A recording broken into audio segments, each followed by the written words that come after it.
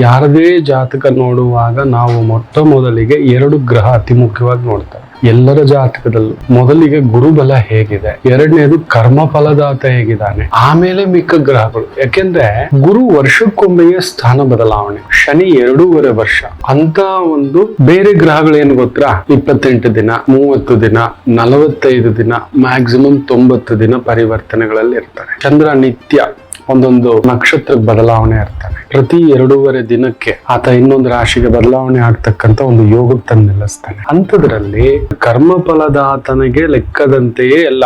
ನಾವು ಭೂಮಿಗೆ ಬರುವಾಗ ಆ ಕರ್ಮಫಲದಾತನ ನಿಯಮದಂತೆಯೇ ನಮಗೊಂದು ಬದುಕು. ಅದಕ್ಕೆ ಹೇಳ್ತಿರ್ತೇನೆ, ಕರ್ಮದಂತೆಯೇ ಲಾಭ ನಷ್ಟ, ಬುದ್ಧಿ, ಮಾತು, ಆಲೋಚನೆ, ಹೆಂಡತಿ, ಮಕ್ಕಳು, ಗಂಡ, ಸುಖ, ದುಃಖ, ಅಧಿಕಾರ, ಅಂತಸ್ತು, ಪದವಿ, ಪ್ರತಿಷ್ಠೆ ಎಲ್ಲವೂ ಕೊಡತಕ್ಕಂಥದ್ದು ಕರ್ಮ ಫಲದಾತನ ನಿಯಮ.